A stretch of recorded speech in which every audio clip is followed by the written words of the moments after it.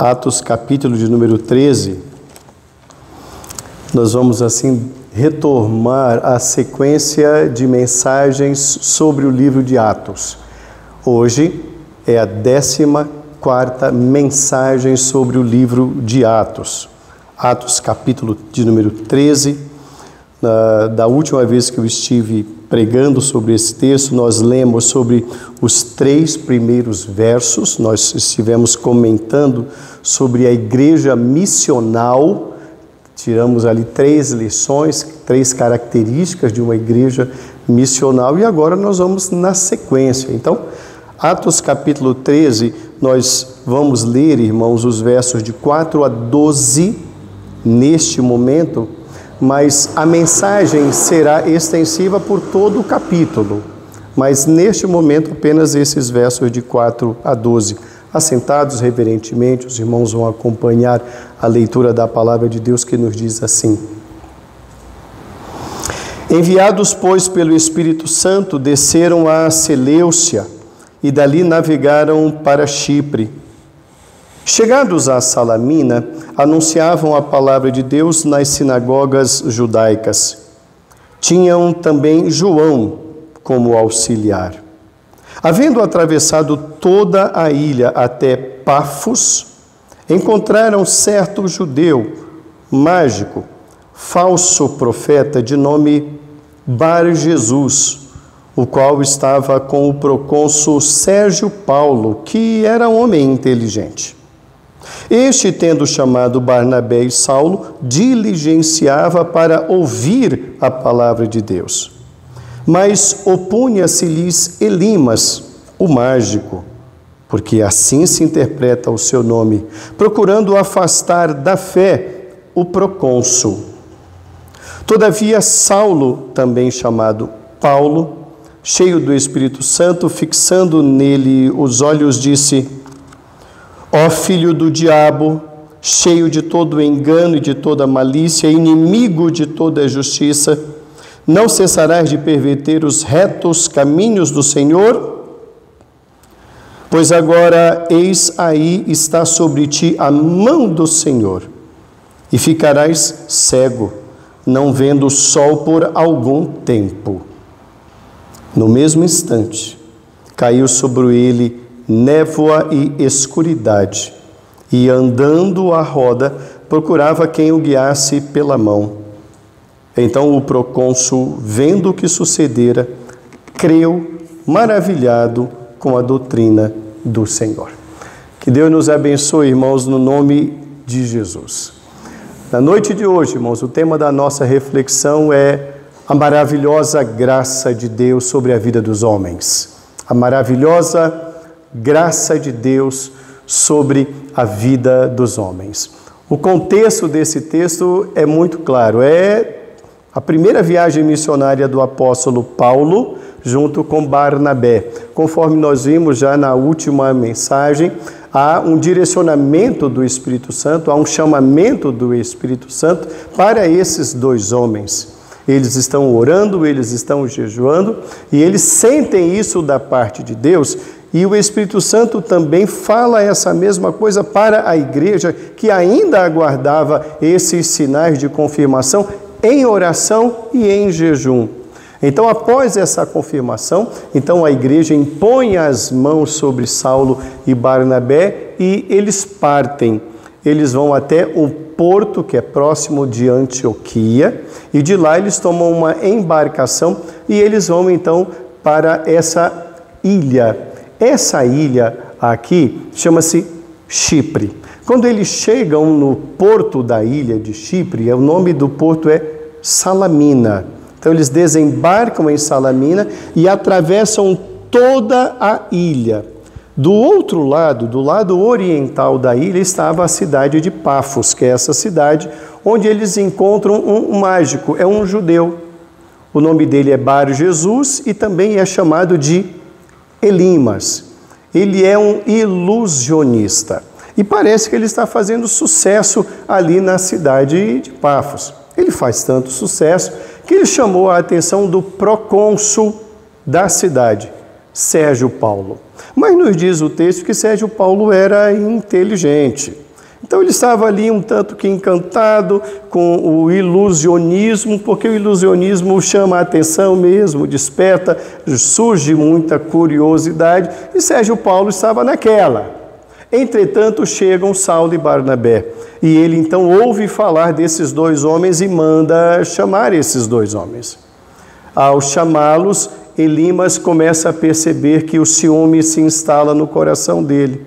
E ele então, enciumado daquilo que o próprio procônsul está buscando, ele tenta de todas as formas afastar o procônsul dos dois mensageiros da palavra de Deus, Saulo e Barnabé. E parece que ele vai ganhando algum êxito.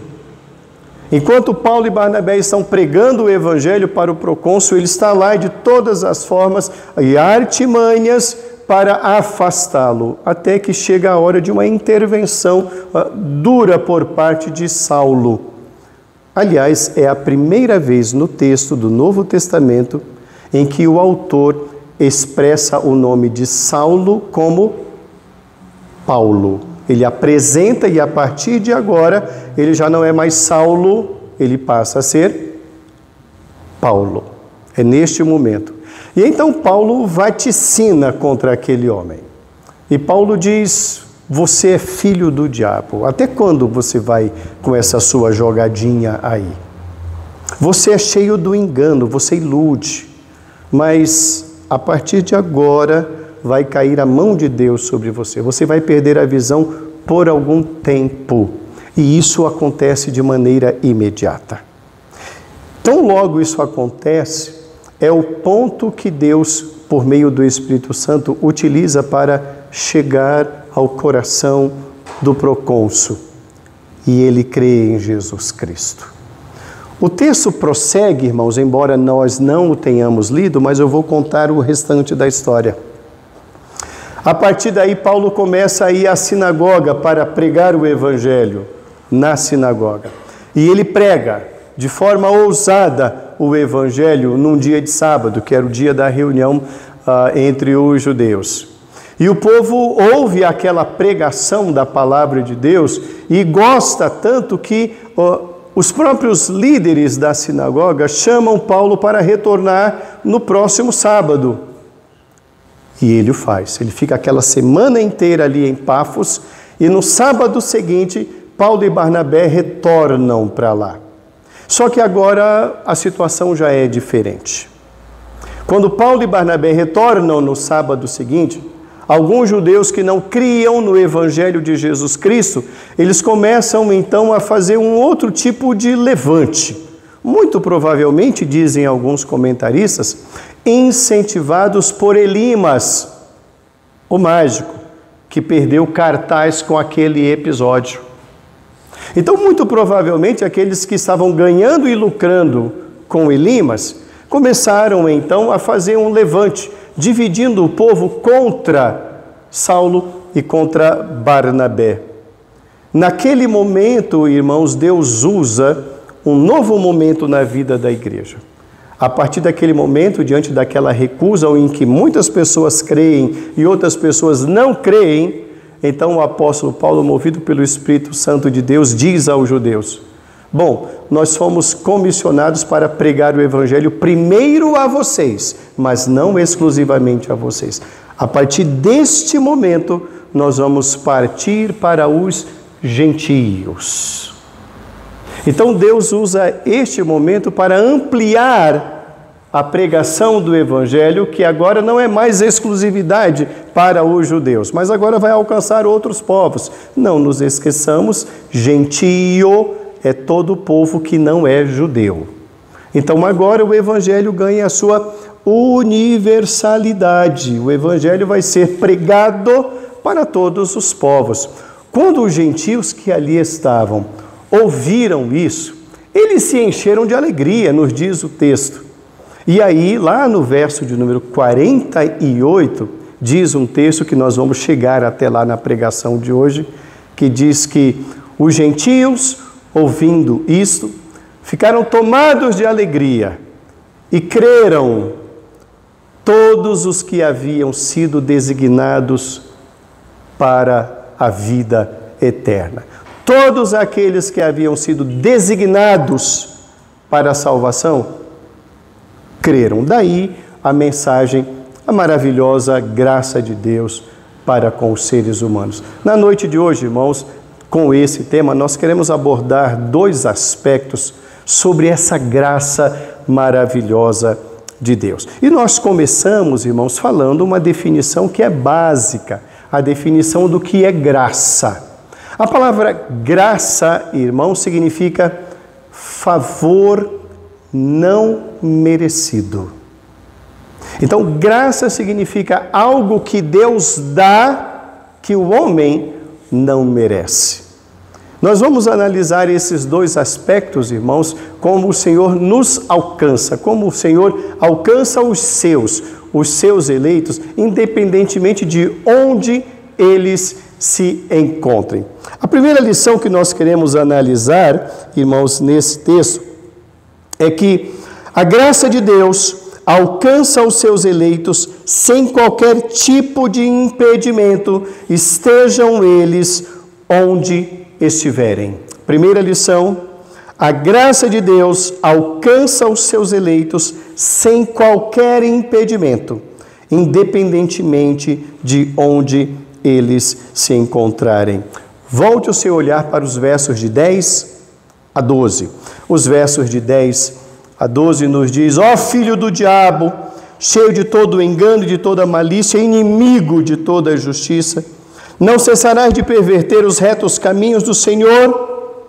Pois agora eis aí está sobre ti a mão do Senhor, e ficarás cego, não vendo o sol por algum tempo. No mesmo instante caiu sobre ele névoa e escuridade, e andando à roda procurava quem o guiasse pela mão. Então o procônsul, vendo o que sucedera, creu, maravilhado com a doutrina do Senhor.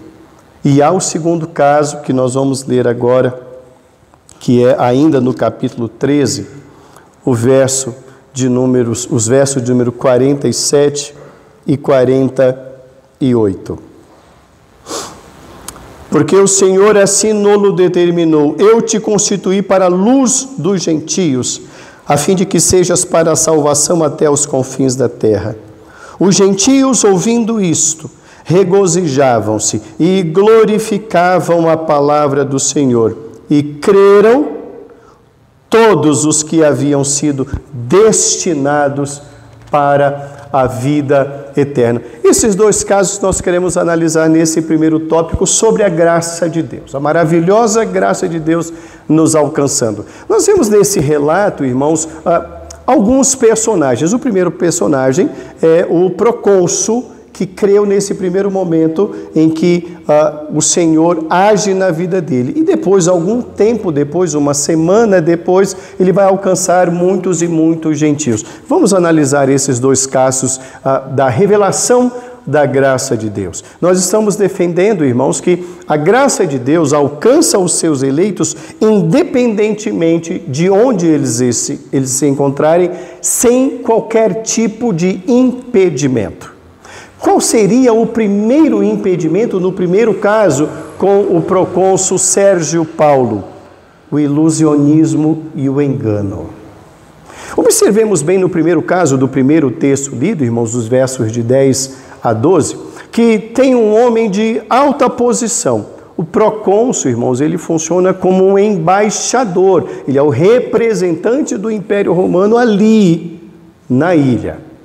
Então, ele tem uma autoridade, ele tem um nome, ele tem uma classe social, ele tem uma classe política que é dominante. Então, ele é uma autoridade.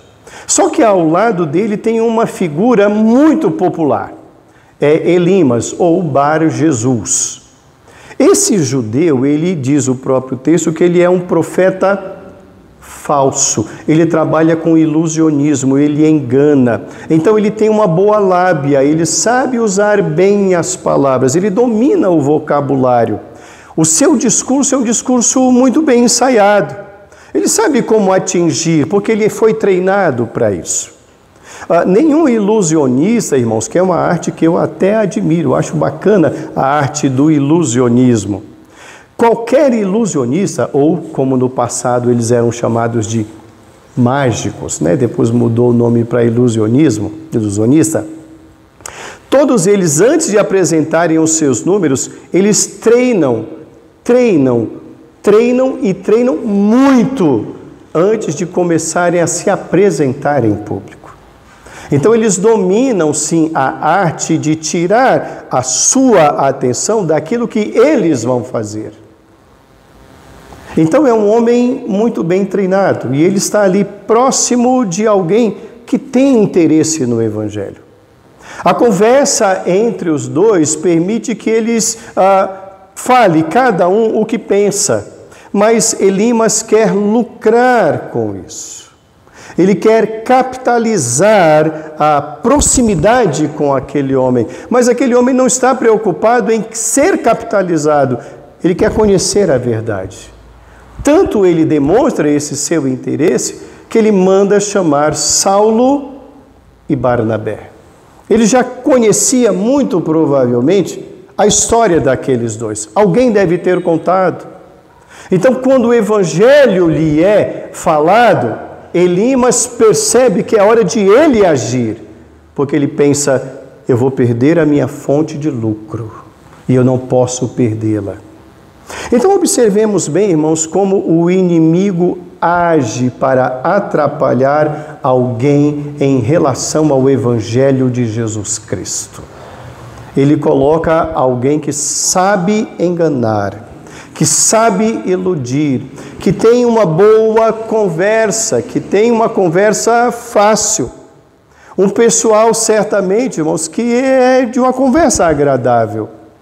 Entretanto, irmãos, aquele homem tem um chamado de Deus dentro do seu coração, e a graça do Senhor vai agir e age independentemente das circunstâncias e independentemente, irmãos, das influências que o cercam. Aquele homem precisava ser alcançado pela graça de Deus e ele é alcançado. Os eleitos do Senhor, irmãos, independentemente das circunstâncias, eles serão alcançados pela graça do Senhor. Deus usa pessoas. Se é verdade que o inimigo levanta pessoas para atrapalhar, é também muito verdade que Deus levanta pessoas para iluminar. E é isso que fazem Paulo e Barnabé. Existe uma hora, irmãos, naquele diálogo, naquele momento de evangelização, em que é a hora do basta, e a hora do basta se dá quando Paulo intervém, e ele fala, filho do diabo, filho da mentira. É hora de desmascarar o erro, é hora de as máscaras caírem, porque é hora de a verdade brilhar. E nos diz o texto que naquele momento, aquele homem é alcançado pela graça do Senhor, e nos diz o verso de número 12 que ele creu no Senhor. Irmãos, todos aqueles que são eleitos do Senhor serão alcançados pelo Senhor, independentemente das circunstâncias ou dos lugares onde eles se encontram. Esse é o primeiro episódio. O segundo episódio, irmãos, se dá, conforme eu citei alguns minutos atrás, quando Saulo e Barnabé pregam na sinagoga, eles evangelizam, eles pregam a palavra do Senhor, e uma semana depois eles são convidados para retornarem, e ao retornarem, naquela semana o inimigo novamente se levantou, usando os judeus para dividir o povo, e fazer com que o evangelho ali não fosse pregado, que as pessoas não conhecessem o evangelho salvador de Jesus Cristo. E eles conseguem fazer isso. Nos diz o texto, né, depois os irmãos podem ler em casa com mais calma, que os judeus conseguiram dividir o grupo, dizendo, nós não queremos eles aqui, podem ir embora, esses homens não são bons homens. E Saulo então se levanta no meio do povo e fala, gente, olha, basta, chega, a partir de agora nós vamos pregar para os judeus, para os gentios, perdão. E nos diz o texto, nos versos que nós acabamos de ler, versos 47 e 48, que os gentios estão alegres. E por que isso? Porque até então, irmãos, a prioridade, não a exclusividade, a prioridade do Evangelho é para os judeus. Os gentios sempre ficaram com as migalhas, sempre eles ficaram de fora desse verdadeiro banquete da salvação. E ao ouvirem isso daqueles dois homens, eles se alegram.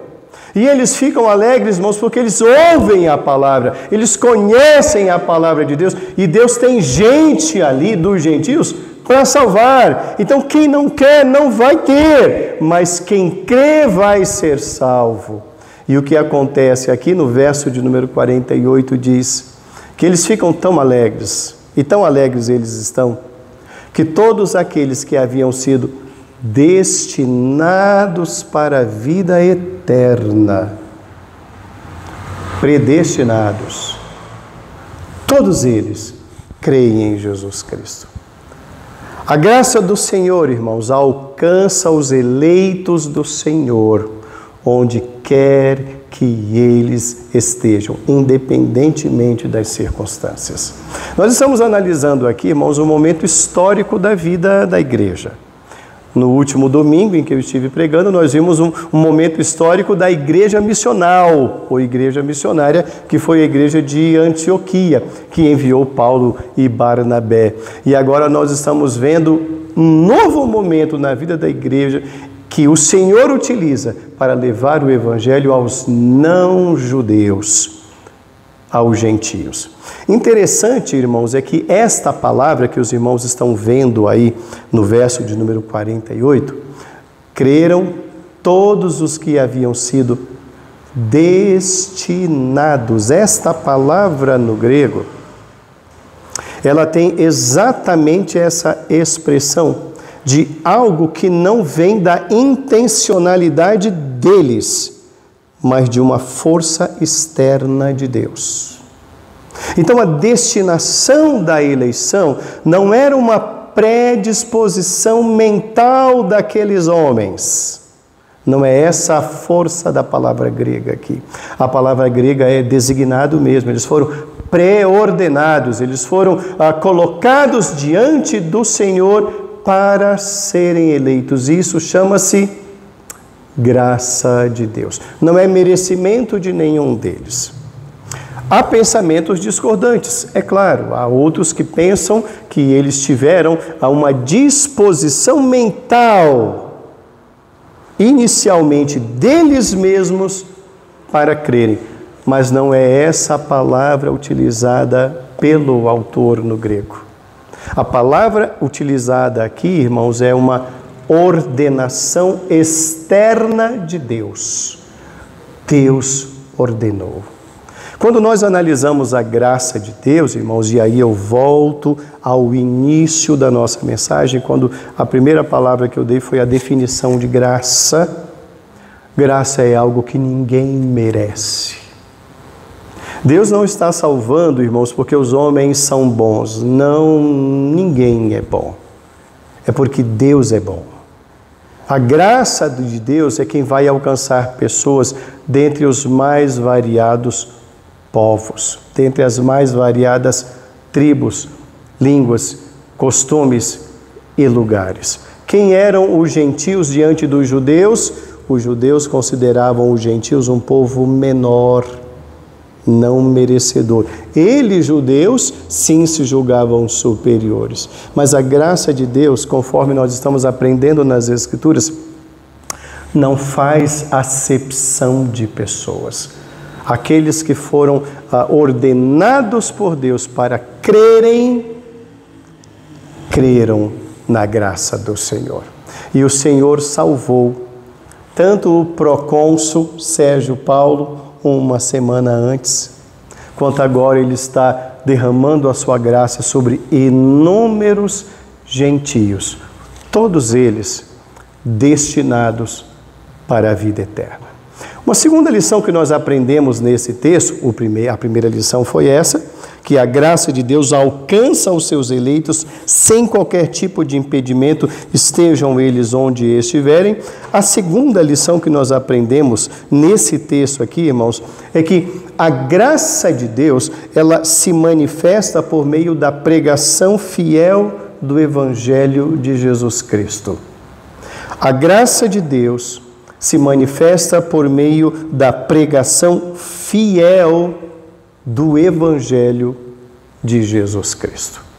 O texto, irmãos, é um texto muito longo, nós não vamos lê-lo todo, os irmãos poderão fazê-lo em casa, mas eu quero ressaltar aqui para os irmãos os versos 38 e 39.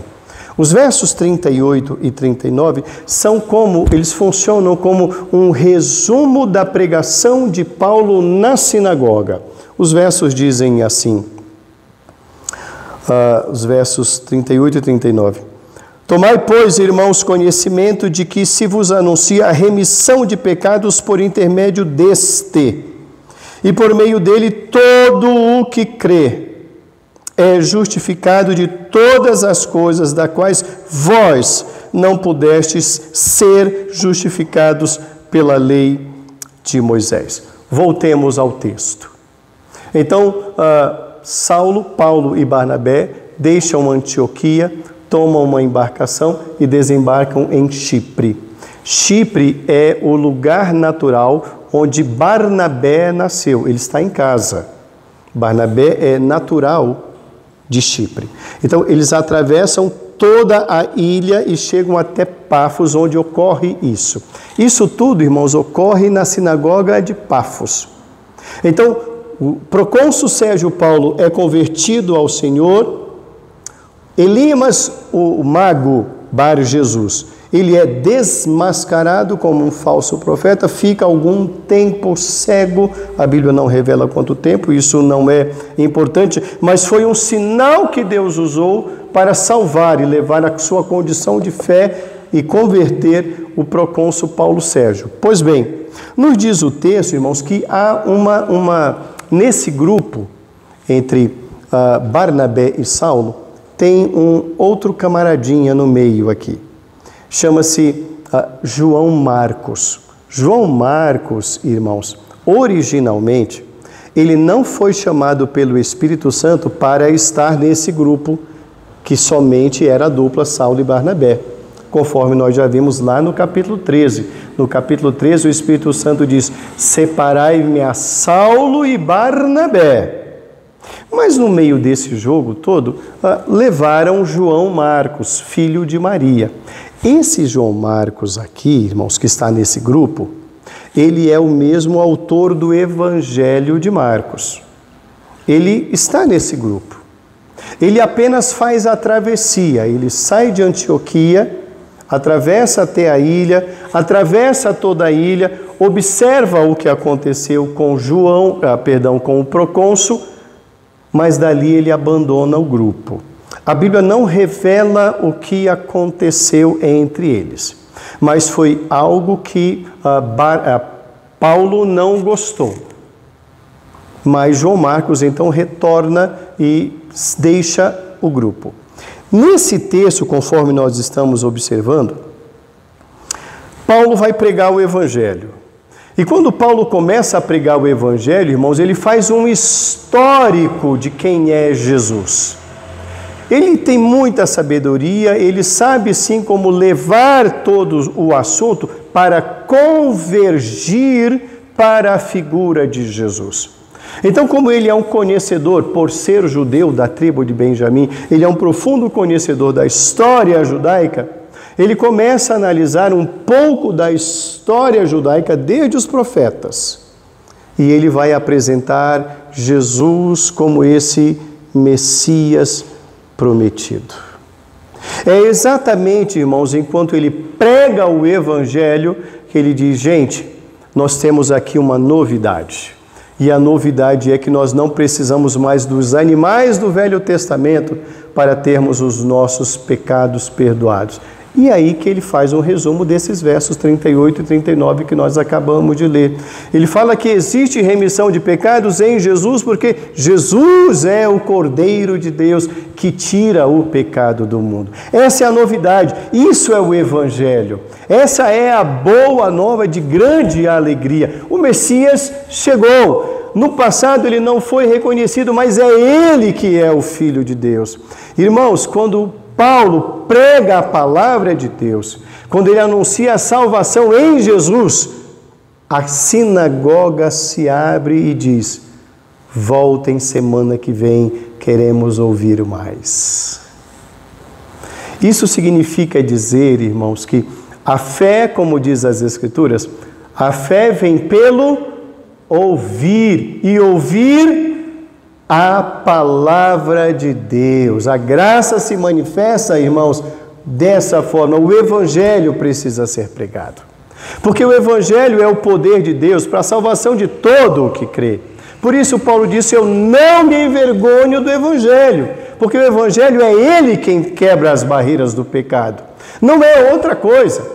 Não é a magia, não é o ilusionismo, não são as boas palavras, não são nada a não ser o Evangelho. Então o Evangelho precisa ser pregado, e é isso o que Paulo fala. Paulo na sinagoga, irmãos, ele não fala de lei, ele não fala de profetas, ele usa tudo isso para dizer: Jesus é o Cordeiro de Deus. Essa é a mensagem que o mundo precisa ouvir, a graça de Deus. Irmãos, é bem verdade que em muitos lugares que se diz evangélico, o evangelho mesmo não tem vez. Existem muitos púlpitos em que a palavra de Deus não é ensinada, ela não é lida, ela não é pregada. O povo não tem acesso, e quando tem, não se lê o evangelho genuíno. Portanto, como ouvirão se não há quem pregue? Essa é a grande pergunta. Então o Evangelho precisa ser pregado, porque a fé vem pelo ouvir, e ouvir a palavra de Deus. A palavra de Deus precisa ser pregada. É bem verdade também, irmãos, que muitos lugares não usam essa palavra, porque eles têm medo de que essa palavra liberte as pessoas. Isso é uma verdade vergonhosa, mas é uma verdade.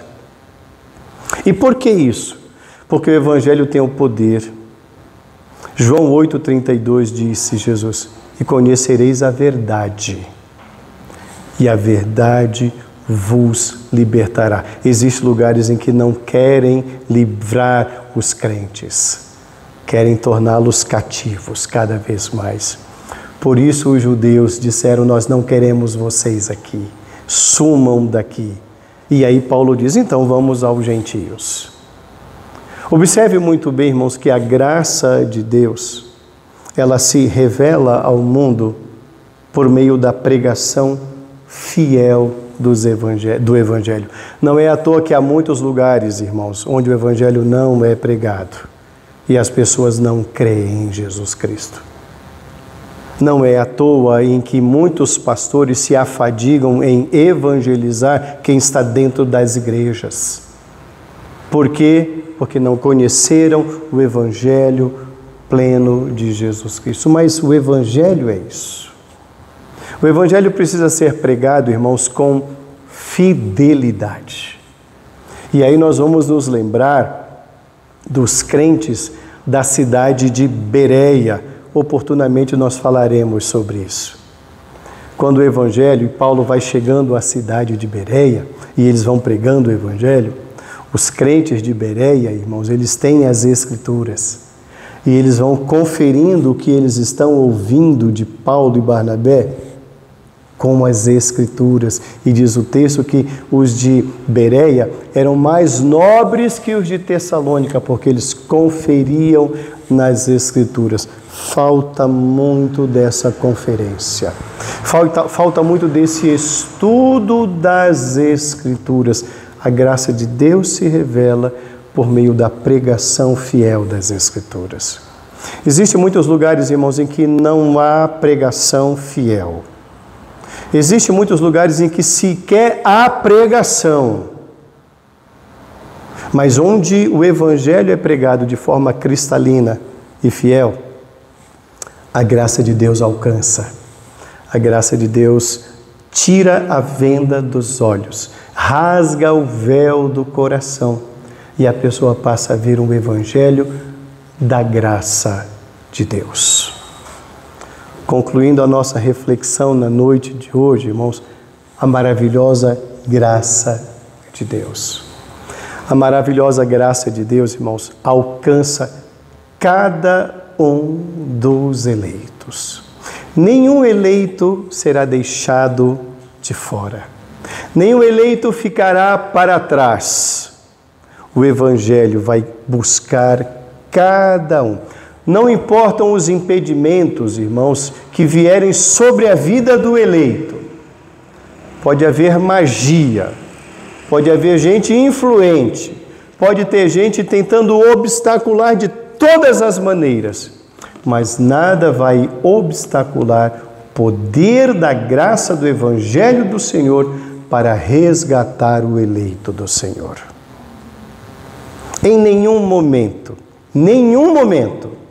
nenhum eleito será deixado para trás. A graça do Senhor vai alcançar. O que tão somente é necessário ser feito, irmãos, é como nós aprendemos aqui com Paulo, é a pregação fiel das Escrituras. O mundo precisa dessa palavra. Essa palavra está com a Igreja de Cristo. Essa palavra, irmãos, não está com nenhuma outra instituição humana. A ONU não tem essa palavra. O entretenimento não tem essa palavra. Teatro não tem essa palavra. Essa palavra está com a Igreja de Jesus Cristo. Então, a Igreja de Jesus Cristo precisa anunciar de maneira fiel as Escrituras, porque a graça de Deus se manifesta dessa maneira. O Espírito de Deus transforma esses corações dos eleitos por meio da pregação fiel. Irmãos, que alegria que nós hoje podemos desfrutar de ouvir a palavra fiel de Deus.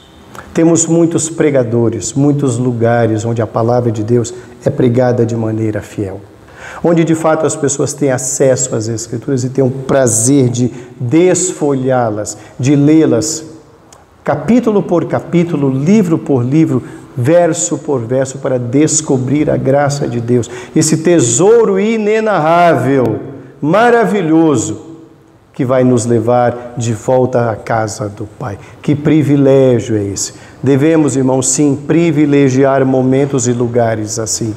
Devemos sim, irmãos, porque por meio dessas pregações fiéis, dessas exposições fiéis do Evangelho, a graça de Deus vai nos alcançando. Ela vai trabalhando nos nossos corações e vai tirando o véu dos nossos olhos, vai rasgando o nosso coração e, conforme disse Paulo, por meio de Cristo, Ele vai nos purificando de todos os pecados. Louvemos a Deus, irmãos, pela sua graça que um dia se manifestou a nós.